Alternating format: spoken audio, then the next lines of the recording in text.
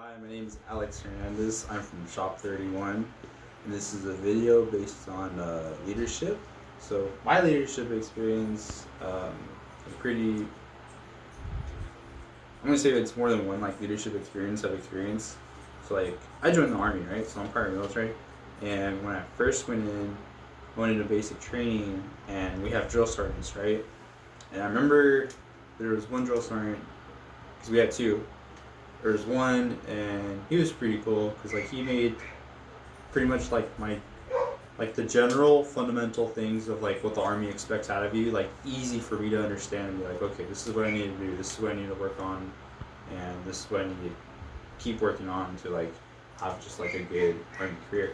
So anyway, um, so like first things first was like in the army you need to be fit. Like he preached that like all the time. So we'd always go running a lot. We go rucking, which is basically hiking with like a backpack and weight.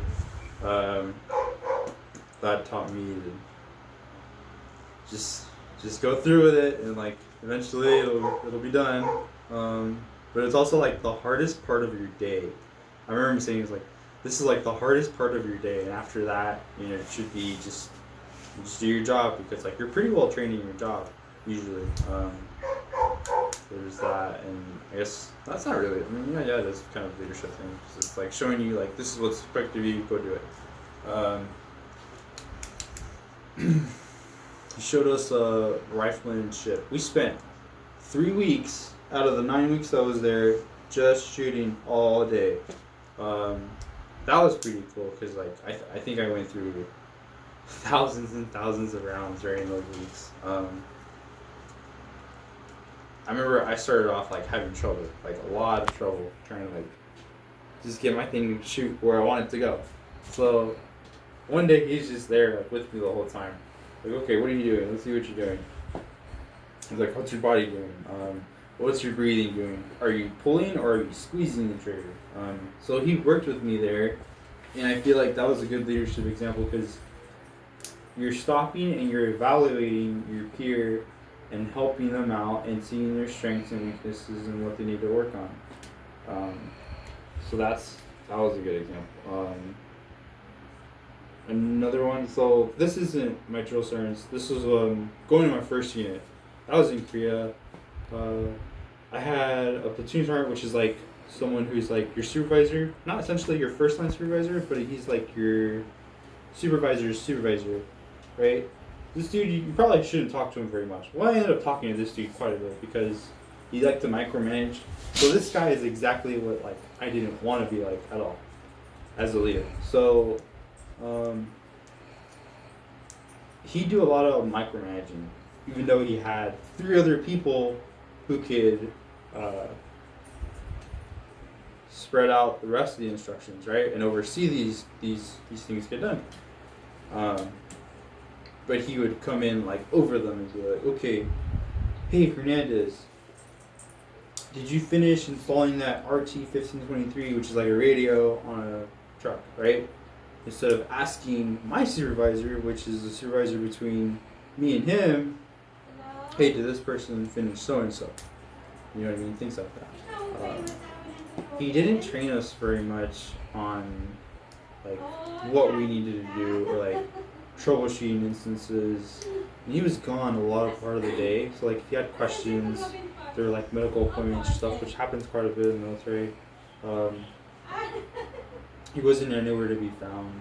And one thing I really, really didn't like is like he would do things that would hurt his own soldiers to make him look better in front of higher ups, which I think should never be done like that because your soldiers are what make you, not what you present, if that makes any sense.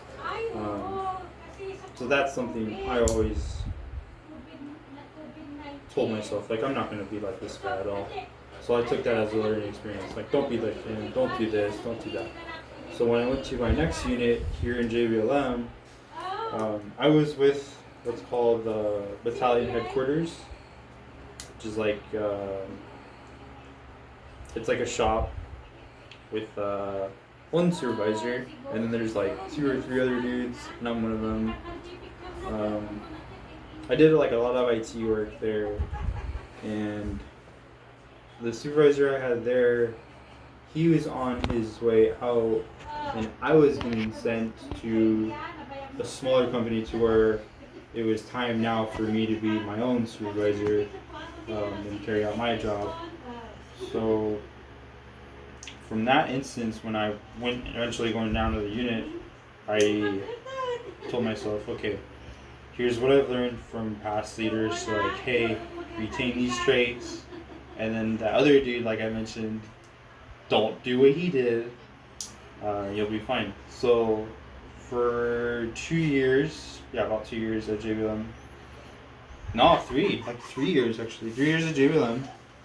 I did exactly that. It was pretty much my own self, but I was falling back on different leaders, what I've learned from them, what not to do, what to do.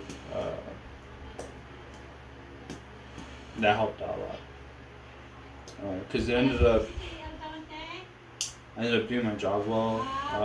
People could trust me on what I could do. People could be like, okay, we don't need to bother him because he's on top of his stuff. And then whenever we got to like field exercises that were like 30 days long, a month long, like everything I had learned from past leaders, especially the ones who taught me like how to do my job, that stuck with me.